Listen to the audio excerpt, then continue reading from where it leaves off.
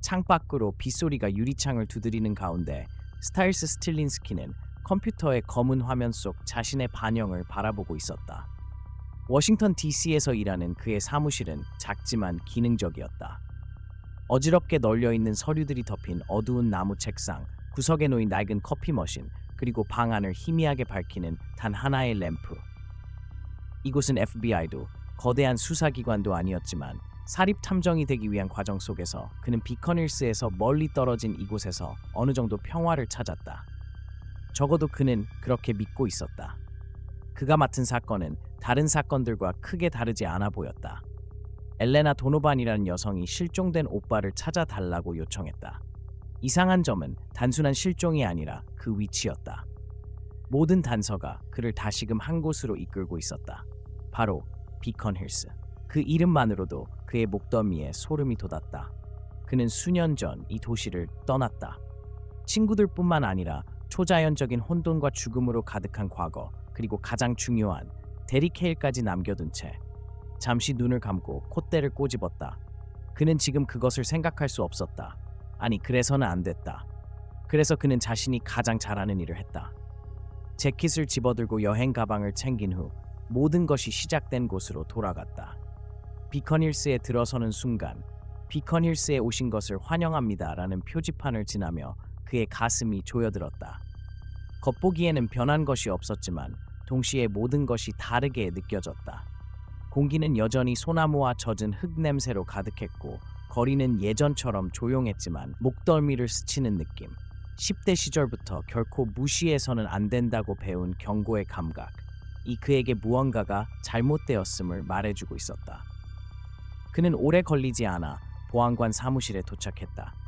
여기서 그가 지금 무슨 일이 벌어지고 있는지 들을 수 있는 유일한 사람이 바로 그의 아버지였기 때문이다. 보안관 스틸린스키는 스타일스가 들어서자 시선을 들었다. 그는 조금 더 나이가 들어 보였고 머리카락에는 흰색이 늘어났으며 얼굴에는 피로가 묻어 있었다. 그러나 아들을 보자 그의 눈이 빛났다. 맙소사, 또 무언가가 폭발해서 온 건 아니지? 그가 팔짱을 끼며 지친 미소를 지었다. 아직은 아니야. 적어도 지금은. 스타일스는 익숙한 의자 위에 재킷을 던지며 말했다. 일 때문에 왔어. 실종 사건을 조사 중이야. 보안관은 한숨을 내쉬었다. 그럴 줄 알았지. 너는 항상 문제가 생길 때 돌아오는구나. 그게 내 초능력이니까. 아버지는 진지한 표정으로 책상에서 파일을 꺼냈다. 네가 찾고 있는 사람이 여기서 사라졌다면 이미 비슷한 사례들을 여러 건 보고받았어. 사람들이 그냥 사라져. 싸운 흔적도 없고 목격자도 없어. 그저 사라지는 거야. 스타일스는 미간을 찌푸렸다. 데릭은 보안관은 잠시 놀란 듯했지만 이내 평정을 되찾았다. 아직 도시에 있어. 여전히 나름의 방식으로 이곳을 지키고 있지. 그렇다면 그를 찾아가야겠군. 그의 아버지는 한숨을 쉬었다. 그냥 조심해라 아들아. 여기 있는 모든 것이 겉모습과는 다르다는 걸 알잖아. 비커닐스가 그런 적이 있었던가. 데릭의 오두막은 예전 그대로였지만 어딘가 변해 있었다. 마치 세월이 도시의 다른 어떤 건물보다도 더 가혹하게 이곳을 덮친 듯했다. 그는 문을 두드렸다. 아무런 응답이 없었다. 다시 두드렸다. 나무 바닥을 밟는 발소리가 들리자마자 문이 열렸다. 그리고 그곳에 그가 있었다. 데릭 헤일. 마지막으로 본 이후 시간이 꽤 흘렀지만 그의 변화는 분명했다. 수염이 더 짙어졌고 얼굴은 한층 더 날카로워졌다. 하지만 그의 눈 여전히 그대로였다. 강렬함과 불신이 섞인 그 익숙한 눈빛.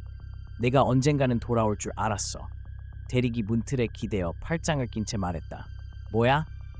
문제를 끌어들이는 멍청이 감지하는 초능력이라도 있냐? 데릭은 웃지 않았지만 그의 눈빛 속에서 미묘한 재미를 느낄 수 있었다. 여기서 뭘 하고 있지? 스타일스? 스타일스는 한숨을 쉬며 가방을 베란다 바닥에 내려놓았다.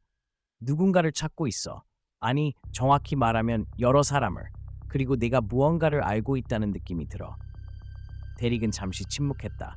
그리고 그 순간 스타일스는 확신했다. 데릭은 분명 무언가를 알고 있었다. 들어와. 결국 늑대가 말했다. 오두막 안에서 데릭은 커피를 내리는 동안 스타일스는 휴대폰으로 사건 파일을 넘겨보았다. 실종된 사람들의 사진이 그의 속을 뒤틀리게 했다. 이건 단순한 우연이 아니야. 데릭은 커피 2잔을 내려놓으며 말했다.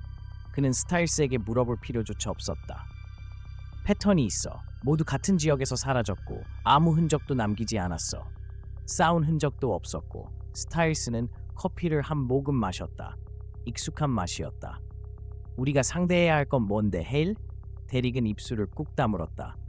몰라. 하지만 내가 지금까지 본 것들과는 다르다. 그 말이 의미하는 것은 하나였다. 곧 큰 문제가 닥칠 거라는 것. 스타일스의 심장이 빠르게 뛰기 시작했다. 그리웠다. 단순히 데릭만이 아니라 이 느낌 자체가. 위태로운 위험의 경계에 서 있는 느낌. 한 걸음 한 걸음이 마지막이 될 수도 있다는 긴장감. 하지만 적어도 그는 혼자가 아니라는 확신. 데릭은 그를 바라보았고 순간 공기가 무겁게 가라앉았다. 널 혼자 보내진 않을 거야, 스타일스. 뭐야, 나 걱정해 주는 거야, 헤일. 스타일스가 삐딱한 미소를 지었다. 데릭은 진지하게 그를 바라봤다. 나는 항상 그랬어. 스타일스의 속이 뒤틀렸다. 그는 알았다. 이건 단순한 사건이 아니었다. 앞으로 며칠 동안 무슨 일이 벌어지든 간에 그는 이 사건 때문에 돌아온 것이 아니었다. 그가 돌아온 이유는 데릭과의 이야기가 아직 끝나지 않았기 때문이었다. 그리고 이번엔 도망치지 않을 것이다.